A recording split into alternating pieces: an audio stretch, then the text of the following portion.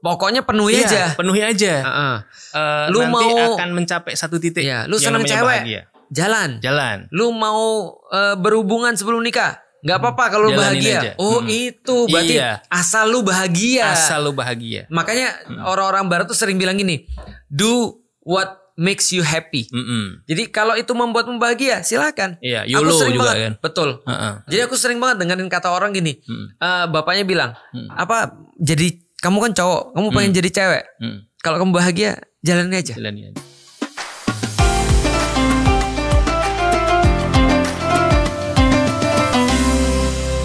Assalamualaikum warahmatullahi wabarakatuh.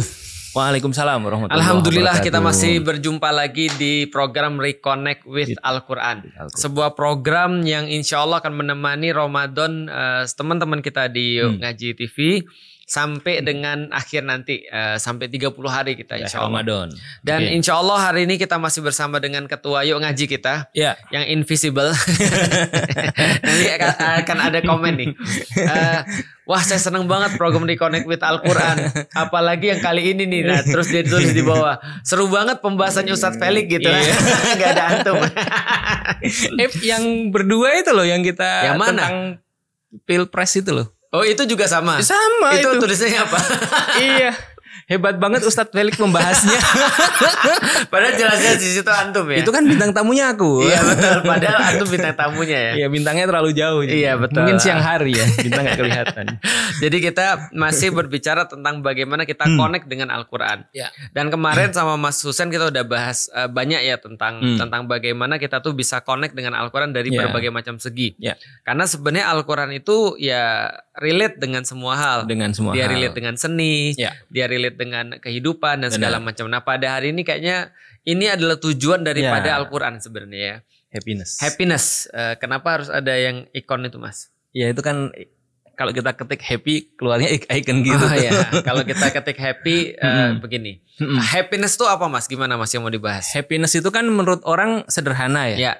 Tapi menurut saya happiness itu gak sederhana. Iya, karena mana ada yang sederhana di depan antum. Pasti ini aku tahu, pasti ada the saint dan the solemn ini. Jadi ya kan? Bahagia itu gak sederhana. Oh iya, bahagia itu gak sederhana. Padahal katanya bahagia itu sederhana loh, Mas. Iya, seperti menikmati awan-awan yang berarakan, lalu kemudian kita minum air putih di padang alang-alang di pas maghrib gitu. Gimana tuh, Mas? Itu kan contohnya. Itu contoh ya. Tapi secara filosofi harus dibangun. Oh gitu. Sehingga kita bisa memaknai yang tadi itu merupakan bentuk dari kebahagiaan. Itu kayaknya kata Steve Jobs ya, Mas ya. Apa itu? Apa namanya? It takes a lot of efforts to make things simple. Kalau nggak salah. Kalau nggak salah ya. Is not always easy. Itu juga ada. Oke, berarti ini maksudnya ya. Iya. Filosofinya tuh tidak sederhana. Itu sih. Gimana? Iya, itu yang mau saya bahas. Jadi saya kemarin kan Fuad juga sebenarnya kayaknya bahas ini ya. Iya. Waktu yang sulit ya. Yang sulit. Makanya itu kan lebih kepada contoh. Contoh di Korea. Contoh di Korea. Nah, kalau ini filosofi. Mau bahas tentang lebih ke teoritiknya. Teoritik filosofi. Jadi siap-siap mumet kalian ya. Kita mulai dari sebenarnya bahagia itu apa sih? Oke. Gitu. Menurut berbagai macam ahli, tokoh. Ada filmnya. The Pursuit of Happiness. Oh, gitu. Ya. Yang main itu siapa namanya? Will Smith. Ya. Nah, itu satu perspektif berarti. Nah, ini ada perspektif juga. Dan nanti terakhir kita lihat perspektif Quran.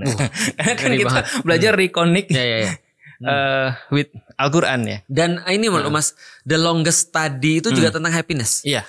Yang dibuat sama Harvard University. Itu berapa? Udah 75 tahun lebih. Itu tentang the study of happiness. Oh, benar, karena ini nanti ada 57 slide. Oh gitu. Ini kayaknya selesainya lebaran ya. Lebaran ini selesainya. Selesainya lebaran. Tuh, kan the ultimate goal of life is happiness. Iya, benar. Itu semua orang sepakat. Semua orang sepakat. Iya. Ini salah satu ya. Mau muslim mau enggak ya sepakat. Tuh. Ini happiness itu apa sih gitu? Ini kata orang ini Sonya ini. Ya. Sonya itu ini pemain di Tekken ya, Sonya. Iya, pompa air. Itu Sanyo. The experience of joy, contentment, or positive well-being. Diartiin dong, Mas. Combined with sense of one Life is good. Meaningful and worthwhile. Oke, artinya? Iya. Sebuah pengalaman kesenangan. Selain itu ada kepuasan. Terus, dan juga positive well-being tuh kayak kehidupan yang positif. Jangka panjang. Yang dikombinasikan dengan dari sebuah sensasi. Iya. Bahwasanya kehidupan seseorang tuh bagus, bermakna, dan layak untuk dijalani. Well. Ya, ini fungsinya antum ya. Mengartikan ini. Okay. Jadi ini menurut Sonya ya. Jadi nah yang tadi itu. Jadi kebahagiaan itu sebenarnya bukan sekedar happy. Langsung berat nih. Ya. Tapi happiness itu happy yang beruntun sampai pada akhirnya. Happy yang berterusan. Iya, berterusan. Sustainable happy. Itu namanya happiness katanya. Jadi kalau dia bilang ada happy, bentuk dari happy yang sesaat itu kalau dalam satu perspektif nanti ada namanya hedonism. Hedonisme ini katanya Sonya masih. Iya. Dia nulis buku. Iya. Yang tadi itu buku yang tadi itu. Hedonisme itu bahagia tapi sementara gitu. Oke, ini ya. Jadi kalau happy itu cuma sementara. Iya, happy itu tapi sementara. Kalau sebenarnya long term jadinya well-being. Benar. Itu dua konsep yang beda. Kalau itu individualisme itu apa tuh?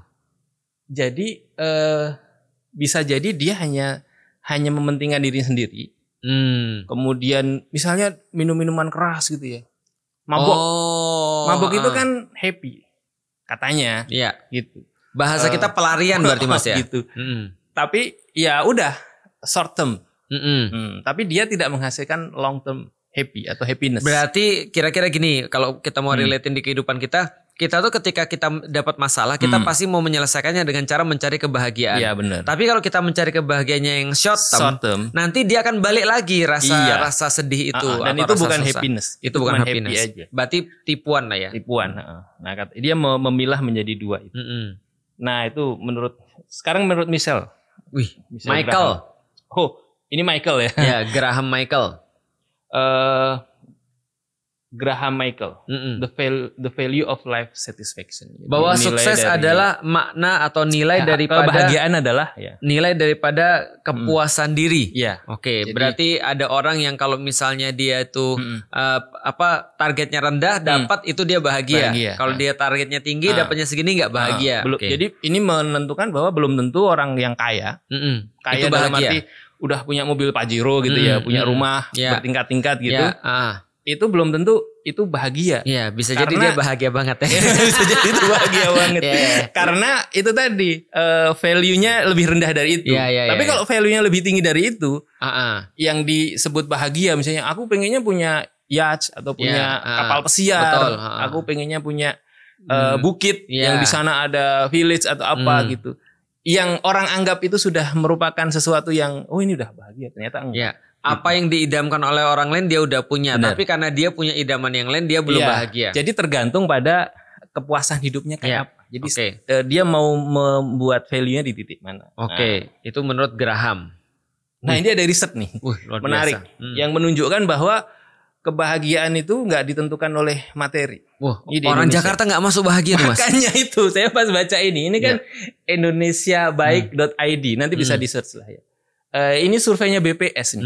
Surveinya BPS. Indikasinya apa Mas? Indikasinya ada 3 itu. Pendekatan yang digunakan adalah kepuasan hidup. Tadi life satisfaction. Afeksi. Afeksi itu perhatian. Nah ini yang menjadi menarik ya. Salah satunya yang antum mention tadi. Jadi afeksi itu kebutuhan orang untuk direspon. Berarti aku tidak bahagia.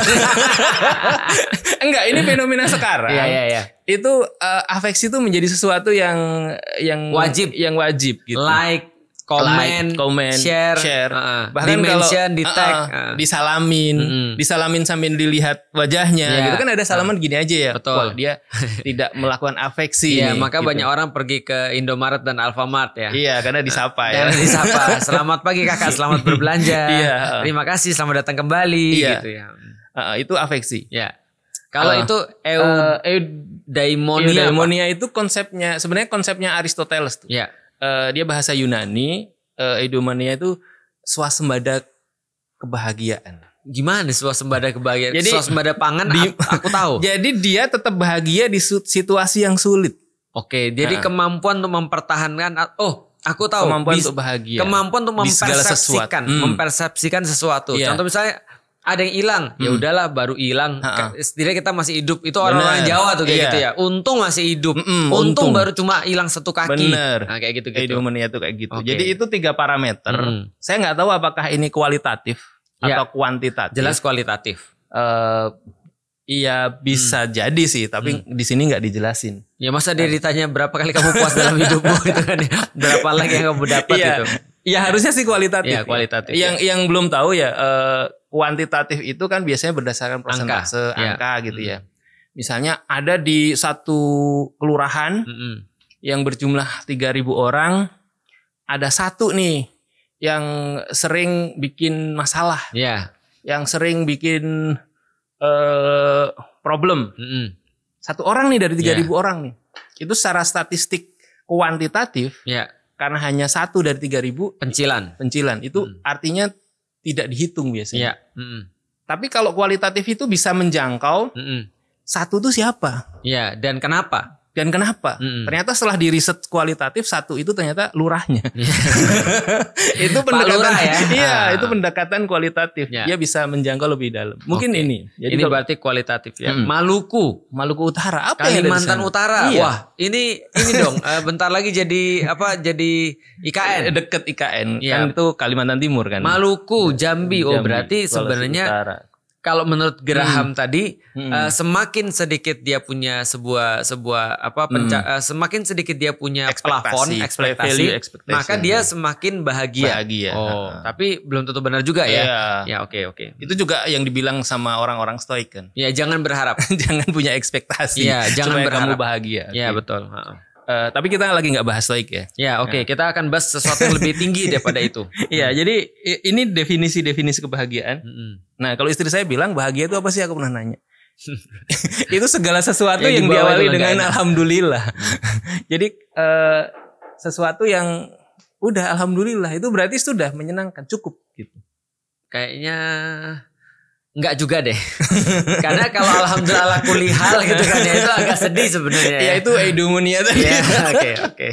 Berarti segala sesuatu yang diawali dengan alhamdulillah itu berarti bahagia ya. Oke. Dan kembali kali kebahagiaan kan subjektif ya.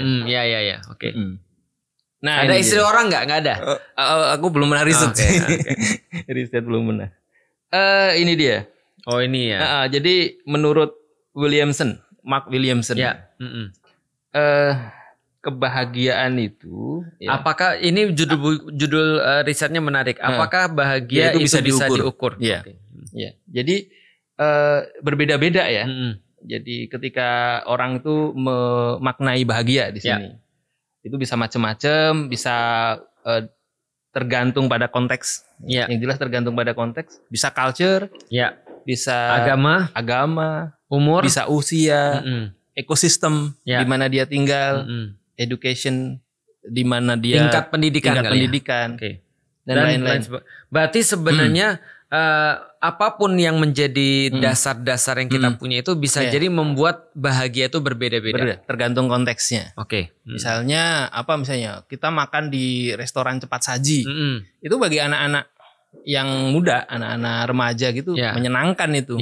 Makan babi bagi orang Cina menyenangkan, tapi bagi orang yang agamanya Muslim itu stressful. Itu religion. Culture juga gitu. Kadang ada satu hewan misalnya sapi, nah di satu tempat itu merupakan sesuatu yang dilarang biasa. Dimakan. Ada yang sampai dilarang. Culture, macam-macam sih. Ada yang education juga gitu. Jadi ini tergantung konteks katanya. Wah itu. Mantan. Tolong ya Mbak Desi. Ini kalau ada mantan biasanya quote-nya gini ya. Bahagiamu belum tentu bahagiaku. Kalau aku beda. Kalau aku asal kamu bahagia. Walaupun aku enggak gitu ya. Bahagiamu adalah bahagiaku. Bahagiamu adalah bahagiaku juga. Itu bisa jadi. Itu bisa tuh. Nah, ini sebenarnya ada filmnya sih. Tapi ini beberapa slide ya. Slide apa namanya? Ini penduduk native di Afrika sana. Dia bahagia itu dengan cara kayak gitu tuh. Nyoret-nyoret muka. Dia menyenangkan. Nyoret muka, telinganya dikasih anting segede itu, betul, gitu ya, rambutnya kayak gitu. Apa namanya memodifikasi tubuh gitu ya? Iya. Tadi yang disebutkan di awal tadi ya, dia tergantung konteksnya. Ya, ini kalau budaya begitu ya memang begitu berarti. Siapa yang bisa lobangnya lebih besar berarti dia lebih keren gitu. Ada yang lehernya paling tinggi yang dikasih. Ya, yang dikasih lebih tinggi, ring itu ya. Ada yang kakinya paling kecil, kakinya dia paling cantik. Itu Cina yang membuat dia bahagia. Itu Cina. Makanya dulu dikasih gelang supaya kakinya kecil. Sebenarnya supaya dia nggak lari. Oh gitu ya. Ada filosofinya. Iya, jadi memang tergantung konteks ya. Ya, ada yang paling gendut dulu di Romawi. Siapa yang lebih gendut dia yang lebih cakep gitu. Bentar, ini macet di sini. Oh, macet.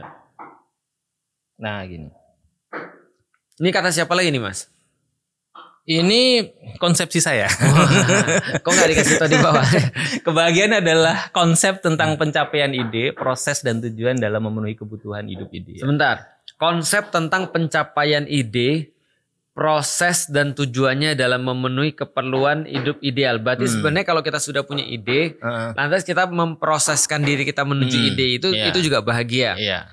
Kalau belum sampai tujuan juga tetap bahagia. Kalau sampai juga bahagia. Jadi all the thing gitu ya. Dari beberapa perspektif tadi. Tapi omni berarti ya. Tapi apakah ini sesuai dengan Al-Qur'an? Luar biasa. Kita lihat mari kita uji. Nah, benar kan? Benar kan kataku? Iya. Jadi kehidupannya kan sebenarnya sederhana ini ya. Iya. Walaupun ini tadi nggak sederhana. Gimana sih?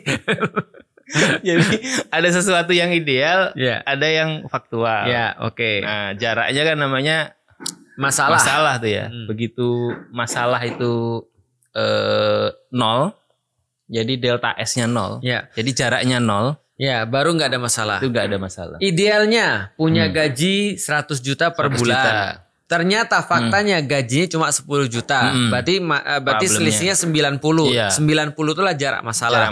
Lebih besar mana sama orang yang idealnya gajinya 1 miliar tapi gajinya 10 juta. Nah, itu jelas orang lebih bermasalah. Iya. Pasti dia lebih stres. Iya. Karena dia pengennya lebih tinggi, ternyata faktanya tidak sama. Dan pengennya itu biasanya kan dibangun dari berbagai macam kebutuhan. Iya, tadi apa namanya kata siapa tadi yang konteks. Karena dia punya cicilan rumah, dia punya cicilan mobil. Dia buka Instagram, ngelihat teman-temannya udah pada punya mobil mewah, sedangkan dia bilang aku sekelas, kenapa aku nggak bisa punya mobil mewah? Temannya udah kawin, dia masih jomblo dan segala macam. Nah, maka harus ada solusi supaya 0. Oke. Iya. Kalau sudah 0 berarti orang tuh bisa dikatakan bahagia. Dan kita akan masuk ke solusi. Oh, luar biasa. Nah, solusinya juga beragam nih. Untuk mencapai titik kebahagiaan tadi.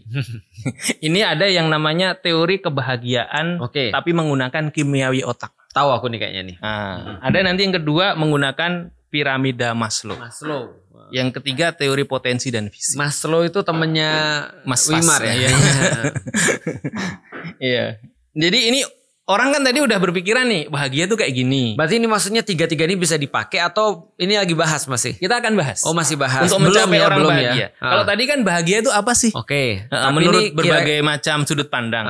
Sekarang lagi mau cari bahagianya. Cari bahagia. Tapi belum tentu benar. Caranya gimana sih? Nah, ini sebenarnya ada banyak sih. Iya. Tapi itu nanti ada di kelas khusus ya. Oh, luar biasa. Apa nama kelasnya, Mas? Mencari kebahagiaan. Dan itu serinya nggak pernah selesai ya. Karena bahagia tidak bisa didapat Iya benar. Di dunia. Nah, kalau teori kimiawi otak, itu ada teori namanya DAS teori. Atau DOSE. Ya, itu dopamin, sebenarnya oksitosin, dopamin, oksitosin, kemudian endorfin dan sitokinin. Serotonin. Serotonin. Sitokin tanaman. Iya. Jadi ini ada di bukunya juga, judulnya Science of Happiness. Jadi happiness itu kata orang-orang sains itu bisa dicapai dengan pendekatan sains. Nah, caranya adalah penuhi ini dose ini. Nah, apa itu dose? Oh, itu di bawah ada penjelasannya. Aku nggak baca. Nah, ini dia penjelasannya. Ya, udah ada di sini nih. Jadi nanti bisa di screenshot. Ya, gampangnya gini ya. Dopamin itu adalah hormon nafsu. Hormon pencapaian tujuan. Iya, ini hormon nafsu itu dopamin. Jadi kayak orang main game, itu dopamin. Dipuji dopamin. Terus di like dopamin. Menang lomba dopamin. Tapi termasuk juga dia nonton film porno, itu yang keluar dopamin. Nah, jadi hormon apa ya? Hormon nafsu. Ya. Gampangnya gas. Itu dopamin. Oke. Oksitosin itu hormon cinta atau hormon lengket. Iya. Nyaman. Kayak gitu. orang kan pengen punya pasangan. Ya. Pengen ada love language, ya, ada betul. perhatian. Betul. Ya, itu yang buat lengket dari suami ke istri itu adalah oksitosin atau hormon cinta. Ya. Serotonin itu hormon calm. Ya, yang membuat kita jadi relax. Kayak healing. Lihat betul. ombak. Betul. Dengerin lagu. Betul. Atau mungkin kita baca murotal, dengerin Dan murotal. tau nggak Mas apa Mas? Tapi ini bagi udah nikah ya. Apa tuh? Habis berhubungan sama istri itu serotonin. Oh. Makanya sangat rileks sekali. Iya. Walaupun katanya itu 4-4-nya dapet. Iya. 4-4-nya iya benar. Ada berapa puluh hormon yang keluar gitu. Iya. Termasuk yang paling tinggi tentunya serotonin. Endorfin. Endorfin itu kayak euforia, kayak orang lari. Penahan rasa sakit. Kayak endorfin. Euforia itu kayak gini, kalau ditembak itu gitu kan. Itu kan orang gitu kan. Ini kayak gini-gini. Itu kayak cat gitu ya. Ditembak itu kan enggak kalem dia. Dari itu pasti gitu kan. Itu sebenarnya kayak ngilangin itu. Ya, atau dipukul. Berteriak itu gitu. Ngilangin endorfin. Berteriak itu memunculkan endorfin. Senyum itu memunculkan endorfin. Bener, termasuk ketawa itu muncul endorfin. Oh, itu ya udah ada gambarnya ya. Iya benar. Makanya kalau kamu mau bahagia, menurut sains gitu ya. Tersenyumlah. Ya. Menurut sains, tertawalah. Menurut sains, kamu boleh nyanyi makanya kan ada karaoke, ke karaoke gitu ya. Atau lu berhubungan dengan cewek sebanyak-banyaknya. Iya. Itu kan oksitosinnya dapet, serotoninnya dapet, dopaminnya dapet gitu. Tapi setelah itu stres. Nah, itu yang disebut sebagai happy yang sementara tadi mungkin betul. ya. Berarti itu adalah menurut orang-orang chemical ini adalah hormon. Iya. Jadi jadi menurut dia kebalik ya. Kalau kita kan mikir gini, orang bahagia ketawa. Kalau dia ketawa baru bahagia gitu ya. Kalau lu sudah bahagia lu buat rumah tangga. Kalau dia buat rumah tangga baru bahagia gitu ya. Bukan rumah tangga pokoknya hubungan dengan cewek aja pokoknya gitu ya. Iya itu. Iya, walaupun nanti perspektifnya bahagia itu tujuan. Iya, betul. Nah, kalau dalam perspektif ini. Nah, ini sebenarnya penjelasan yang tadi itu sudah kita bahas ya. Oke. Ini juga ada cara-caranya. Ya, ini kan bagaimana mencapainya. Iya. Oh iya. Kalau ini kurang. Kalau kurang dopamin, suka menunda-nunda. Siapa lu di antara lu suka menunda-nunda? Iya. Gitu. Low self esteem, nggak percaya diri. Nggak pede. Low self esteem tuh ya ini rendah diri. Oh, kenapa jadi kecil? Karena puter nih. Ya. Lack of motivation, tidak mau bergerak.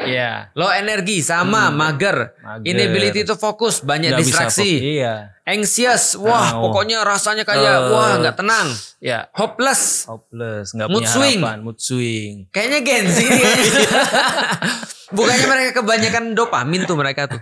Lah justru karena begini tadi. Pelariannya kan dia harus tambah dopamin kan, ngegame. Ini kayaknya Gen Z semua nih kayaknya nih.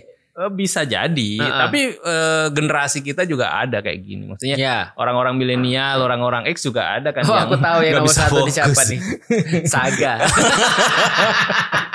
Pasti marah-marah dia. Kalau oksitosin, karena hormon cinta ya, feeling lonely, stres. Sama lack of motivation, low energy sama disconnect, feeling anxious sama insomnia, kurang tidur ya. Berarti ini adalah para jomblo ya. Serotonin kurang pede, sensitif. Itu ya oksitosin memang di kalau dia defisien itu banyak ada itu di anak-anak jomblo yang masih sendiri. Benar. Karena kan dia ada peribahasanya itu. Apa tuh? Berakit-rakit ke hulu, berenang-renang kesepian. Bersakit-sakit dahulu, bersenang-senang tapi sendirian. Itu defisiensi. Aku harus ketawa ya. Bisa ada efek ketawa nggak? Supaya ada endorfin. Supaya ada endorfin. Serotonin, mood swing sama anxiety. Ini lebih kepada sensitif sebenarnya ya. Nggak senggol bacok nih ya. Serotonin ini orang-orang yang tadi kurang relax orangnya. Endorfin. Nah, ini anxiety sama selalu merasa kesakitan karena ini adalah hormon penghambat rasa sakit ya. Benar. Insomnia dan impulsif. Impulsif ini impulsif tuh ini Mas. Mau pesan online hari ini nyampenya kemarin. Maunya gitu. Iya, makanya harus cepat ya. Impulsif, tidak bisa suruh nunggu, nggak bisa suruh sabar. Mau sekarang harus sekarang. Kalau nggak ngamuk itu impulsif. Iya, makanya dan kalau hal-hal kayak gini sih ada memang nanti ada studi gendernya juga karena wanita lebih mudah impulsif. Oh gitu Mas. Iya. Khususnya pas lagi makanya kan kota yang disukai cewek perempuan kan itu namanya tahu nggak? Apa? Cikarang. Kenapa? Harus Cikarang. Atau kayak gitu-gitu kulakan atau bikin sendiri? Ya itu dari berbagai macam sumber ya. Betul. Dan itu pentingnya belajar ya. Yang menarik di bawahnya tuh. Apa tuh? Kalau gimana cara menaikkannya? Dopamin tuh berarti meditasi. Wah ini si siapa namanya si Satrio. To do list.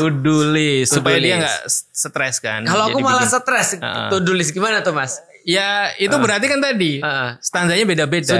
Sudah self esteem berarti ya. Oke. Ya sama goals. Ini penting. Olahraga. Ini penting karena olahraga itu memberikan rasa relax sebenarnya. Oke. Create something, writing, music or art. Oksitosin. Sentuhan fisik, bersosialisasi. Oh ini kayaknya bagi introvert ini. Cold shower. Listening to music, meditate, sholat maksudnya. Serotonin, oh ya ini. Exercise. Massage. Tapi ini kalau yang nggak punya istri, massage-nya susah nih. Sunlight. Massage nasi bisa massage. Massage nasi atau massage itu kan kadang-kadang ya. memasak itu dia bisa kayak rilis juga sih. Oh rilis. Atau tadi ya. Atau dia mencoba untuk mempelajari agama gitu kali ya. Bener. Itu serotonin, exercise. Mas tau nggak Mas? Serotonin ini juga bisa ada di pisang loh Mas. Enzimnya ya. Iya, jadi kalau ada orang serotonin ini kan keluar ketika tidur Mas. Relax kan, hormon. Nah, kalau orang kurang tidur itu makan pisang bagus karena serotoninnya banyak. Itu kata guruku tuh. Iya.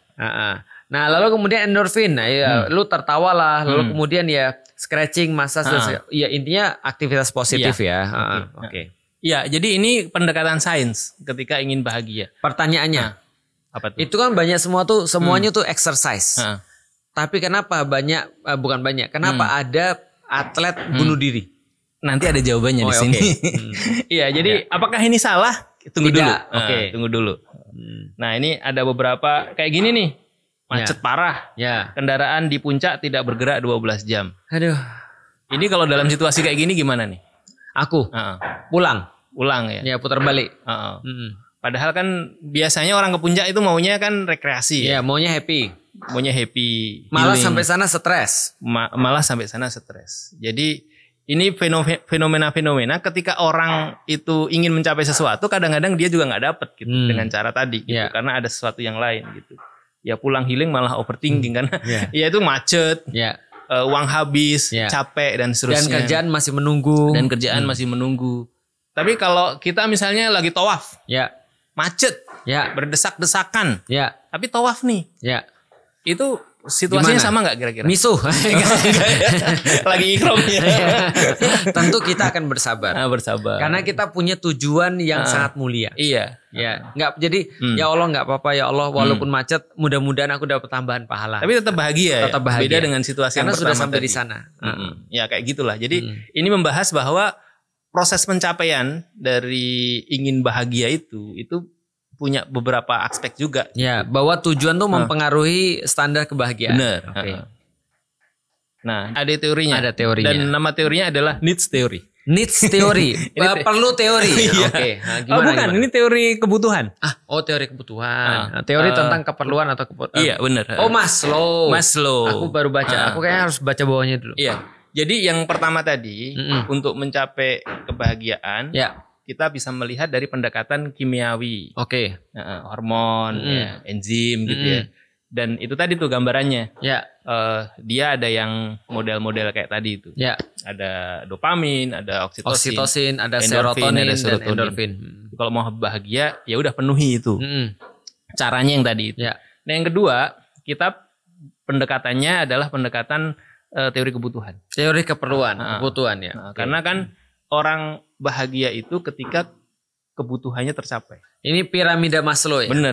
Nah, ini piramidanya kayak gini. Oke. Ini dulu di kuliah pernah kita bahas ya. Ini maksudnya kan gini ya Mas ya. Kalau ada orang masih di tahapan fisiologis, dia nggak bisa naik. Iya, oke. Ya teori ini nanti kan akan kita bahas juga ya, dalam konteks kritiknya. Tapi orang tuh katanya kayak gini nih. Ya, oke. Jadi manusia itu tadi pencapaian tujuan, dan tujuannya adalah kebahagiaan. Ya. Nah, untuk mencapai kebahagiaan, ya dia penuhi kebutuhan-kebutuhan sesuai dengan piramida ini. Oke. Gitu. Kalau dia masih di fisiologis, berarti dia akan bahagia ketika dia sudah bisa bernapas gitu ya. Iya. Dia bisa punya makanan, dia punya minuman, air, dia bisa punya istri, tidur dan segala macam. Oke. Nanti kalau udah selesai, dia menjadi nggak bahagia lagi. Iya. Karena dia harus punya security, safety gitu ya. Oke. Rumahnya perlu lebih bagus, kuncinya perlu lebih kuat. Oke. Gitu. Dia perlu tempat yang nggak ditempati gang lagi gitu, tapi di tempat yang lebih safety. Jadi dan kenapa dikatakan seperti piramid? Karena yang di atas itu lebih tinggi daripada yang bawah. Value-nya, nilainya. Ya. Baru setelah itu dia bicara bahwa ada kebutuhan sosial. Gitu. Jadi kayak keluarga gitu ya. Kemudian pertemanan. Oh, dari diri sendiri baru ke orang lain. Bener. Jadi setelah itu baru kebutuhan sosial yang lebih luas. Wah, ini Maslow kalau masuk Islam itu piramidnya nambah lagi tuh pas itu. Apa tuh? Kan ini kan dari diri sendiri ke orang lain. Nanti kalau dia masuk Islam kepada Allah. Iya. Bisa jadi. Iya. Jadi itu kan mungkin piramida paling atas ya. Iya. Jadinya diganti bukan Abraham Maslow, tapi Ibrahim Maslahat. Ya udah mulai ya. Udah mulai maksa ya. Artinya ketika ini sudah tercukupi, orang baru tuh bisa aktualisasi diri, bisa melakukan sesuatu gitu. Jadi dia mengatakan kalau ingin menghasilkan karya tertentu, maka kebutuhan-kebutuhan dasarnya harus dipenuhi. Oh, jadi kenapa kamu nggak bisa berkarya? Mungkin karena kebutuhan dasarmu belum terpenuhi. Belum punya rumah, belum ada pakaian yang layak, makan juga masih jarang. Iya, tapi ini bertentangan dengan kenyataan. Nah itu kritiknya banyak tuh. Karena banyak orang-orang yang akhirnya punya segala-galanya justru nggak mau memulai dan nggak mau berkarya. Tapi justru karya-karya itu banyak kan berdasar daripada sesuatu yang justru keterbatasan. Bener. Tadi yang teori swasembada kebahagiaan tadi gitu. Bahwa dia nggak butuh ini semua. Nah ini sekedar pendekatan lah. Bagaimana? Bukan berarti salah juga sih. Ini kan cara dia kayak mengartikan ataupun cara dia menangkap pola yang ada di dalam masyarakat. Bener. Teori ini dipakai untuk misalnya di tempat kerja, di kantor gitu ya. Sebuah kantor itu biasanya untuk membuat karyawannya bahagia, ya dia dikasih tempat tinggal, kehidupan yang layak, UMR yang cukup. Nah itu kan physiological needs ya. Baru kemudian safety. Nanti dikasih penawaran lebih untuk rumahnya mau perbaiki enggak, atau beasiswa untuk anak-anak kalau love and belonging itu gitu ya. Jadi itu juga dipakai berarti kepada orang-orang yang korupsi di Indonesia ya. Supaya orang tuh nggak korupsi kita harus cukupin dulu. Cukupi kebutuhannya. Jadi, tapi ternyata masih korupsi. Tapi masih korupsi. Kenapa tuh? Nah kenapa tuh? Kita bahas tuh bahasanya. Termasuk di kantor kan suka ada family gathering, ada kayak fasilitas rekreasi. Oh, Dio ngaji juga berarti menerapkan Maslow ya. Ketika mengajak ke taman mini, pergi ke taman safari. Safari. Oh, berarti karena aku sudah sampai di paling atas aku nggak perlu. Iya. Aku bisa memahami. Makanya dia nggak pernah ikut dia. Iya, benar. Karena aku sudah sampai self actualization. Semua udah cukup. Padahal ansos sebenarnya. Ya, oke. Ya ini salah satu pendekatan sih untuk bahagia. Ini ada film pendek sebenarnya tentang kebahagiaan itu. Ini kalau kayak gini kena ini nggak? Kena lah. Kena ya. Nah, gimana caranya nanti tinggal tim aja ya. Iya. Oh dia lagi nyiram. Terus nggak jadi mati. Kita lihat tuh. Loh. Itu namanya butterfly effect namanya.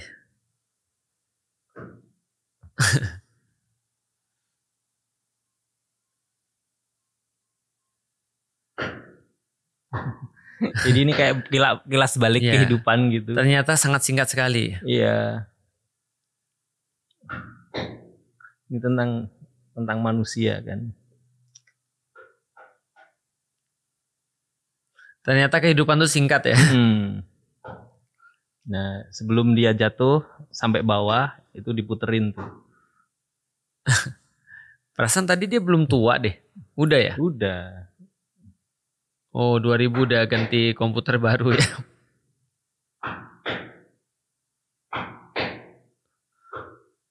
Kenapa nyesel dia, Mas? Iya. Ya ini kan kalau kita bicara Maslow sebenarnya kayak ini sih. Iya. Dia udah penuhi semua dan segala macam. Ya, tapi akhirnya tetap. Akhirnya dia pasrah. Loh, nggak jadi mati? Iya, sebentar lagi tuh. Oh, udah langsung mati ya dia. Iya, itu klip bahwa manusia itu dalam hidup tujuannya adalah kebahagiaan dan itu tadi dia melakukan banyak hal. Ya. Gitu. Nah, ini bentuk-bentuk aktivitas yang biasanya dilakukan. Ini menurut Maslow atau udah menurut yang lain lagi? Ini menurut yang lain. Oke. Jadi kebahagiaan itu biasanya dengan cara-cara seperti ini juga. Memberi punya hubungan sama orang. Oh, yang tadi ya bermakna lah ya. Jadi meaning. Ya, latihan gitu ya. Kita senantiasa curious, mencoba sesuatu, punya arah gitu ya. Terus bertahan, emosi, menerima dan mencari makna. Iya, betul. Ya hidup tuh kayak gini. Dan ini semua sebenarnya untuk mengarah kepada happiness tadi. Ya, bahagia. Kebahagiaan. Nah, ini yang ketiga nih. Ngeri nih bawahnya nih langsung. Iya. Ada kebahagiaan yang kalau tadi itu kayak faktor eksternal. Kalau ini internal. Kalau ini kita ngelihat men-scan secara diri sendiri. Ya. Yang kaitannya dengan apa yang terjadi di dalam diri sih sebenarnya. Oke. Kalau tadi tuh memerlukan eksternal biar kita bisa bahagia. Bener. Nah, kalau ini bahagia tanpa eksternal. Iya, swasembada kebahagiaan. Iya. Langsung. Iya, ini pembahasannya agak panjang sebenarnya. Luar biasa. Tapi kitabnya. Intinya ini sudah saya sederhanakan jadi sebuah gambar ini. Padahal tadi aku kira mau bahasnya tadi. Iya, ini kan tentang isi kitab tadi ya, kitab yang ditulis oleh. Sebagaimana telah diciptakan dalam segala sesuatu ada kekhasan atau ada potensi. Ada potensi. Maka sebegitu pula diciptakan di dalam manusia goriza dan hajat dan keperluan jasmani. Iya. Dan dijadikan di dalamnya ada potensi atau potensi apa itu muayyanah yang berkaitan. Potensi yang bersifat unik yang kahawas kahawasul Asia yang sifatnya unik seperti potensi seperti yang tadi potensi benda-benda maka diciptakan di dalam gorizah misalnya gorizah nau atau keinginan untuk melestarikan keturunan. Ada misalnya kecenderungan untuk muyul atau kecenderungan untuk itu tadi tertarik dengan lawan jenis. Dan di dalam keperluan jasmani atau kebutuhan jasmani ada sebuah kecenderungan atau khosiyah atau khasiat lah ya, potensi seperti lapar dan aus dan juga segala sesuatu yang semisal dengannya dan dijadikan di dalamnya itu adalah sesuatu yang wajar baginya sebagai hasaba sunnati wujud sebagaimana sesuatu yang natural alamiah. Maka inilah potensi daripada unik yang dijadikan Allah Subhanahu wa taala di dalam segala sesuatu dan di dalam goriza goriza itu apa bahasa Indonesia? Goriza itu naluri dan juga keperluan jasmani yang di dalamnya dan yang di dalam manusia adalah sesuatu yang disebut dengan qadar. Nah, itu adalah sesuatu yang Allah qadarkan, yang Allah qadarkan pada manusia, yang Allah potensikan pada manusia. Karena sesungguhnya Allah Karena Allah dia adalah yang satu-satunya menciptakan segala sesuatu dan juga potensi-potensi dan keperluan jasmaninya dan juga memberikan potensi di dalamnya. Mana tadi? Oh nih. Ya, di dalamnya secara khusus. Dan dia tidak wahia laisat minha. Dan potensi-potensi ini ya berarti ya. Bukan darinya, bukan dari manusia. Dan juga bukan dari lil abdi untuk hamba. Sa'nulil abdi dan tidak dari hambanya ya? Tidak dari hambanya di dalamnya dan tidak berpengaruh kepadanya secara mutlak. Dan bagi manusia untuk beriman kepada mina beriman atas sesuatu yang dikadarkan. Ini pembahasan qada wal qadar. Benar. Oke, jadi kaitannya dengan potensi manusia. Dengan potensi. Jadi sudah sepantasnya manusia itu beriman kepada apa yang Allah kadarkan di dalam perkara-perkara ini. Perkara semuanya itu yaitu adalah sebuah potensi yaitu adalah potensi-potensi ini. Potensi Asya itu huwallahu subhanahu wa ta'ala. Yaitu adalah Allah subhanahu wa ta'ala memberikan potensi, yang mengkadarkan tadi. Dan hadhihi khasiyat dan potensi-potensi di dalamnya qobiliyah, sesuatu yang bersifat wajar atau alami. Karena sesungguhnya manusia itu akan beramal dengannya atau akan merasakannya ya. Dengan perantaraannya sebuah amal yang sesuai dengan perintah Allah, maka dia menjadi baik. Jadi maksudnya potensi-potensi kalau disesuaikan dengan aturan Allah akan jadi baik. Atau bertentangan atau tidak bersesuaian atau berbeda dengan perintah-perintah Allah, maka jadilah sebagai perbuatan yang jelek. Kalau dia bertentangan. Jadi kalau sesuai khair, kalau nggak sesuai syar. Oke, berarti itu pemenuhan itu ya, pemenuhan potensi itu. Nah, sama saja di dalam beramal terhadap segala sesuatu. Dengan khasiat-khasiat atau dengan potensi-potensi di dalam diri manusia. Tadi kan ini kan teori potensi ya, Nietzsche teori itu ya. Ini teori potensi manusia, human. Ini teori potensi manusia. Atau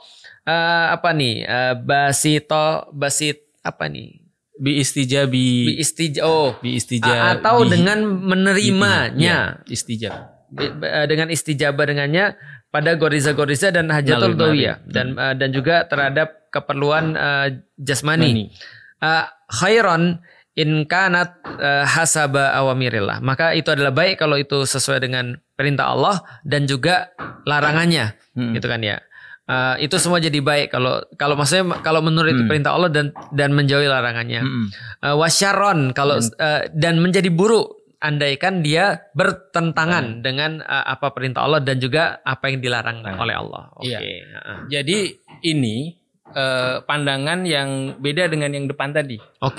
Kalau yang depan tadi, itu pokoknya penuhi aja. Lu nanti akan mencapai satu titik. Lu senang cewek. Bahagia. Jalan. Lu mau berhubungan sebelum nikah, nggak apa-apa kalau bahagia. Itu berarti asal lu bahagia. Makanya orang-orang Barat tuh sering bilang gini, do what makes you happy. Jadi kalau itu membuatmu bahagia, silakan. YOLO aku sering juga banget, kan. Betul. Jadi aku sering banget dengerin kata orang gini, bapaknya bilang, jadi kamu kan cowok, kamu pengen jadi cewek. Kalau kamu bahagia, jalani aja. Berarti nggak bisa gitu. Kalau tadi itu perspektif sains, perspektif ilmu sosial gitu. Nah, kalau kita hari ini reconnect with Al-Quran, nah ini kalau dalam kitab konteksnya kayak gini nih. Jadi belum tentu Maslow tadi juga benar. Karena kalau misalnya menurut Maslow orang yang punya keperluan itu dipenuhi semua dia jadi bahagia. Ternyata di sini belum tentu. Belum tentu. Dia punya rumah sih tapi riba, pasti stres. Dia punya istri sih tapi zina. Misalnya. Jadi kebahagiaan dalam konteks ini adalah ketika sang pencipta yang menciptakan kita Allah itu kalau dalam bahasa biasa ridho sama aktivitas. Ridho. Jadi bahagia itu adalah ketika Allah ridho terhadap apa yang kita lakukan gitu. Dari mana kita tahu ridho? Karena kita tahu awamirillah wa nawahi. Oke. Jadi ini kan konteksnya tadi kalau dalam bahasa Arab tadi kita jelasin kayak gini nih ya. Jadi manusia itu kan punya potensi yang tadi itu ya. Ada goriza, ada fisiologis atau hajatul udhawiyah. Jadi dua potensi ini itu kan potensi dasar yang membuat kehidupan di dunia ini menjadi sedemikian dinamis. Iya. Sebenarnya sesederhana ini yang kemudian membuat orang itu menjadi lebih kompleks dalam melakukan aktivitasnya. Misalnya kebutuhan makan aja. Makan tuh kan nggak sekedar nasi dia. Dia berarti perlu sawah dong. Yang harus ditanemin padi. Perlu bibit, perlu pupuk, perlu pengairan. Nggak harus nasi.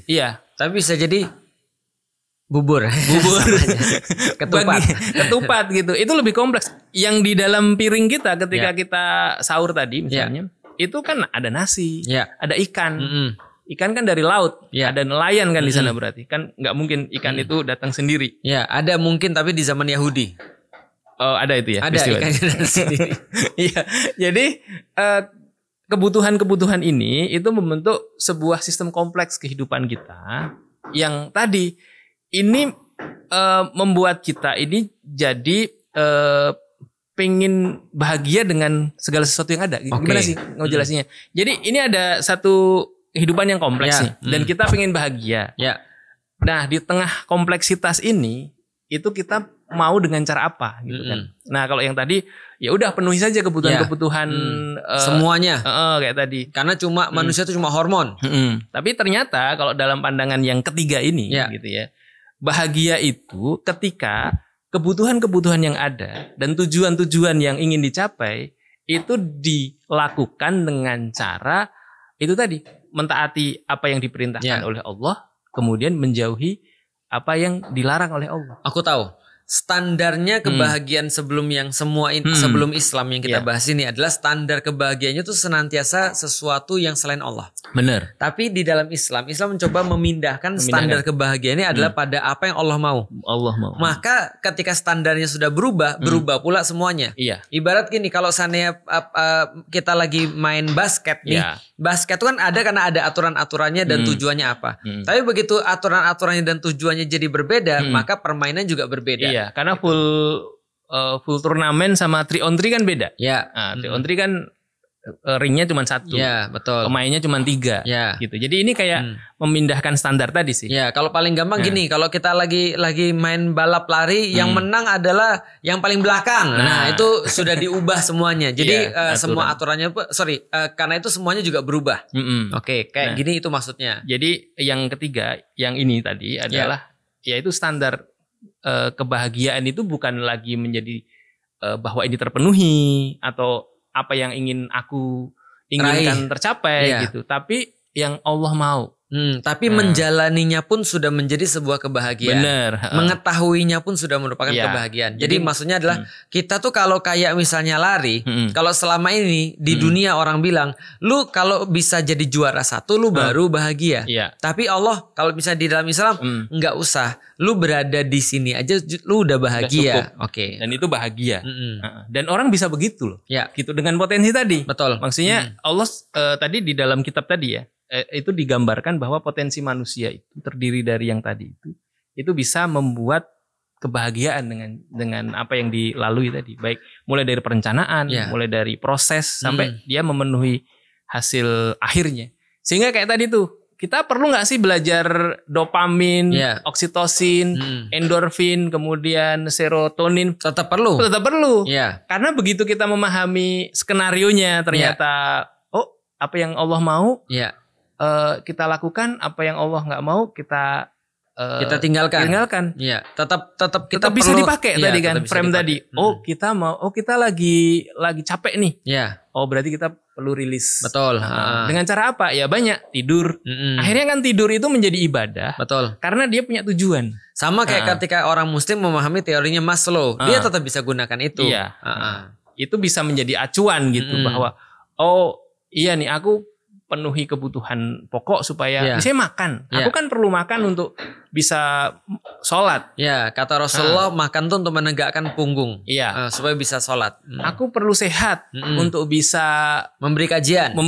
Memberi kajian gitu. Bayangin. Aku perlu kaya supaya aku bisa menanggung beban dakwah yang lebih besar. Benar. Jadi artinya yang tadi disebutkan itu bisa masuk semua itu. Kita bisa menikah, tapi menikah kita karena Allah. Iya benar. Oke. Tapi kalau ngambilnya spot yang tadi yang di awal bahwa kebahagiaan itu kekayaan. Ya.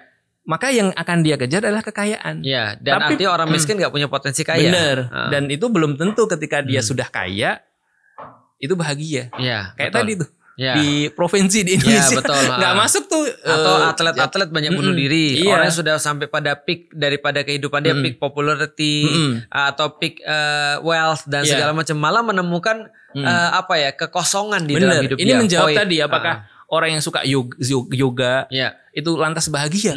Ya kalau tiap hari yoga aja, kemudian dia tidak menjadikan itu sebagai standar dia harus pada titik apa gitu.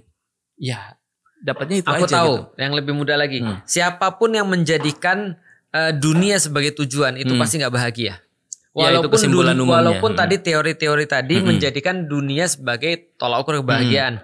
Tapi siapa yang menjadikan dunia sebagai sebuah cara untuk mencapai kebahagiaan, maka di Allah lah kebahagiaan itu. Benar. Ya, itulah. Jadi ada 3 pendekatan tadi ya. Ini yang ketiga dan ini yang penting bahwa kebahagiaan itu sebenarnya bukan sekedar tentang apa yang akan dicapai sih. Tapi tentang kita itu mau kemana?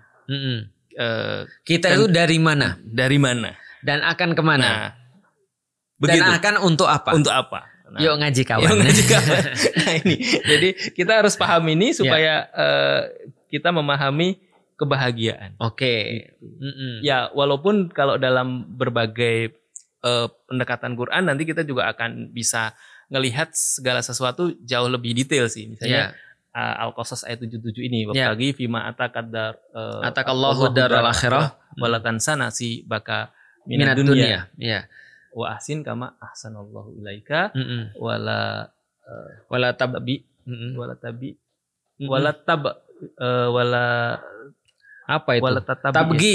tabghil fasada fil ard innallaha la yuhibbul mufsidin. Ya, artinya ini adalah ayat. Ini nggak ada font yang lebih bagus ya. Ini adalah ayat yang intinya menyatakan bahwasanya persis tadi yang seperti aku bilang, bahwasanya dunia itu cuma sekedar perantara. Benar. Jadi Allah bilang kalian tuh adalah makhluk akhirat. Cari sebagus-bagusnya semuanya untuk akhirat. Tapi jangan lupa kamu tuh sekarang di dunia. Artinya akhiratmu ditentukan oleh duniamu. Maka manfaatkanlah dunia untuk akhirat. Dan ini juga menjawab pertanyaan misalnya apakah kalau kita ngejar akhirat terus kita lupakan dunia? Iya. Ternyata di sini tidak. Karena walatansa nasibaka minat dunia. Dan ada juga yang mengatakan bahwasanya kita harus seimbang antara dunia dan akhirat. Ini bukan juga sebenarnya, tapi semuanya itu untuk akhirat. Dunia itu adalah sebuah cara kita untuk meraih akhirat. Benar. Jadi tujuan kita tetap akhirat. Cuma dunia itu adalah cuma kayak kendaraannya aja gitu maksudnya. Jadi kalau kita kembali ke perspektif kebahagiaan, ada tujuan jangka panjang yang hendak kita raih. Nah, apa yang kita lakukan dengan to-do list tadi dan segala macam itu mengarah ke sana. Oke, tapi bukan itu tujuannya. Bukan itu tujuannya. Iya, tujuannya adalah bahagia. Benar. Yang tadi ya. Dan ketika itu dilaksanakan dengan ikhlas gitu ya, itu akan menjadikan prosesnya menjadi proses yang membahagiakan. Gitu. Iya. Dan kita bisa pahami ya orang-orang yang ada di Gaza sekarang ya dengan situasi kayak gitu. Itu kan kok bisa mereka bahagia. Mereka makan buka puasa di reruntuhan. Kalau kita udah nangis tuh pas itu kalau dengan pendekatan Maslow. Mereka adalah orang yang paling stres. Harusnya kan menurut Maslow, wah kalau kayak gini nggak bisa bahagia. Fisiologi aja nggak mereka. Fisiologi aja. Tapi mereka mengucapkan alhamdulillah. Ini sudah datang bulan Ramadan, mereka merayakan bulan Ramadan. Ada tarhib Ramadan. Iya, tarhib Ramadannya mereka berbahagia untuk menyambut bulan Ramadan di tengah-tengah bom itu jatuh tiap hari ke mereka. Iya, karena mereka memahami makna kebahagiaan itu bukan pada materi yang ada. Dan itu teori itu nggak bisa dijelaskan, dan kenyataan ini nggak bisa dijelaskan oleh teori apapun tentang kebahagiaan. Ya, yang tadi itu ya. Yang taruh teori yang mainstream. Ya, tapi kalau teori dari Syekh Taqiyuddin bisa ya. Iya, jadi ini ada beberapa apa tuh dicoret? Ya. Atau di garis bawah tapi karena fontnya ini ya apa namanya? Fontnya salah ya. Ini nanti kita skip aja. Nah, ini dia ada satu kutipan di surat Al-Fajr ya. Iya. Di bagian akhir. Iya. Jadi ini adalah sebuah konklusi kebahagiaan sebenarnya. Di mana kita diseru oleh Allah. Ya Tuhan nafsul mutmainnah. Ya Tuhan nafsul mutmainnah. Ya Tuhan nafsul mutmainnah. Irji ila rabbiki radiyatan mardiyah. Nah, di poin ini menjadi penting. Jadi kebahagiaan itu kalau dalam konteks surat ini itu soal ketenangan jiwa. Mutmainnah, menghadapi situasi apapun gitu ya. Kalau dalam bahasa lain itu khaufun alaihim walahum yahzanun. Dan ini proses yang dilakukan ada radiyatan mardiyah. Jadi dengan diridhoi, hatinya ridho dan diridhoi. Allah meridhoi. Jadi ini sebenarnya ultimate goal dari kita ketika kita menjalani kehidupan, ketika mau reconnect dengan Al-Quran, itu sebenarnya parameternya adalah kita ridho dengan segala yang ada, gitu ya, menjadi ketetapan Allah. Dan keridhoan itu kan sebenarnya bukan aspek yang menjadikan kita diam kan. Jadi respons positif dari keridhoan itu apa? Yang itu adalah tadi melaksanakan apa yang Allah perintahkan dan menjauhi larangannya. Nah, dengan cara itulah kita akan diridhoi oleh Allah. Jadi radiyatan mardiyah. Nah, ultimate-nya lagi hasil besarnya setelah diridhoi itu fathuli fi ibadi wadkhuli jannati. Jadi inilah puncak kebahagiaan dari manusia. Itu adalah menjadi ibadur rahman, menjadi hamba Allah yang sepenuhnya dan bisa masuk ke jannahnya. Ya, itu berarti hasil ridhonya Allah. Iya. Jadi ini perspektif tentang kebahagiaan, happiness. Berarti bahagia itu adalah ketika kita pertama, orang kan nggak mungkin bahagianya adalah taat kalau dia tidak memahami Allah. Benar. Ketika dia sudah memahami Allah, dia bisa reconnect dengan Al-Quran, dia bisa menjadikan Al-Quran itu sebagai saran untuk memahami Allah, maka dia jadi tahu bahwa kebahagiaan itu adalah ketika dia bisa kembali kepada Allah dengan baik. Benar. Ketika dia mau kembali pada Allah dengan baik, maka dia akan perhatian dengan apapun yang menjadi do and don'ts. Red flag-nya apa, apa yang harus dia munculkan dalam kehidupan dia. Nah, kalau dia taati baru kemudian dia bisa begini. Luar biasa. Oke. Itu udah 54 slide.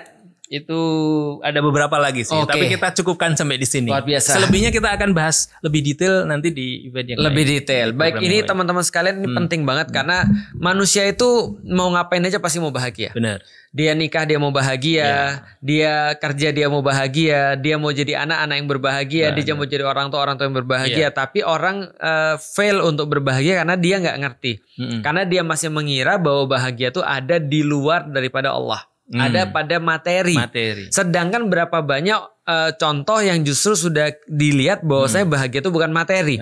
Kalau seandainya bahagia itu materi, Firaun udah bahagia. Kalau bahagia itu adalah jabatan, betul kan, dia berkuasa. Betul. Kekayaannya. Dan ternyata dia nggak bahagia gitu kan, dia insecure masih. Nah, ketika itu adalah popularitas, Korun tuh bahagia. Atau misalnya popularitas dan uang ya. Kalau itu adalah kekuasaan dan uang, maka Haman akan berbahagia. Tapi dia juga tidak berbahagia. Dan betapa banyak yang sudah kita lihat yang menunjukkan pada kita bahwa harus kita definisikan ulang tentang bahagia. Dan ini redefinisi kebahagiaan. Redefinisi yang kita dapat dari Al-Quran. Berarti teori-teori tadi cuma pelengkap aja ya. Iya. Teori-teori tadi bermanfaat ketika kita memahami ini, ya. Kemudian kita bisa melihat realitas hubungan sebab akibatnya kayak gini. Jadi kita bisa memilih nih. Kayak tadi, dengan situasi kayak gini kita harus bagaimana?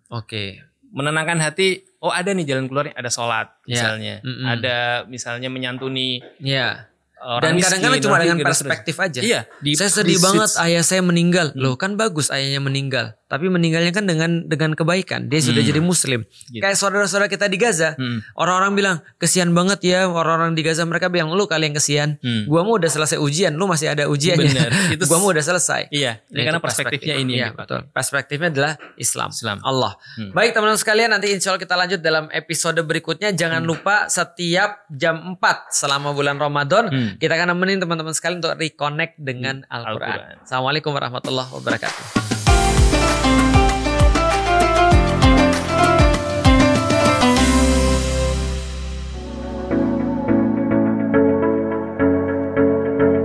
Kita dibawa emosinya kesana kemari. Ini mixed feeling banget sih ya dengar materi tadi kayak yang naik turun kayak dibikin roller coaster banget. Soalnya dari mulai ketawa bener-bener nangis setelah itu. Indahnya Islam dan rahmatnya Islam. Ini sih kejar nangis kayak gitu, kayak sedih banget mengingat perjalanan Rasulullah gitu ya. Gemeter banget gitu. Perasa saya tuh berada di zaman Rasulullah banget. Sebetulnya ini saya ikuti tiba yang kedua kali, yang masih terharu biru. Rasa mau nangis.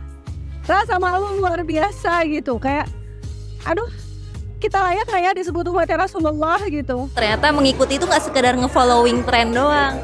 Ternyata untuk mengikuti sesuatu seutuhnya kamu harus melihat visi besar grand design-nya. Dibuat ingat sama perjuangan Rasul buat kita gitu. Jadi pengen nangis lagi. Jadi benar-benar apa ya, gak nyangka gitu. Dan 2 jam ya, dari kenal lagi 2 jam tuh gak kerasa gitu. Tiba-tiba udah selesai aja kayak gitu. Moga-moga bisa keliling seluruh Indonesia. Karena Itiba tuh salah satu bucket list aku di 2024.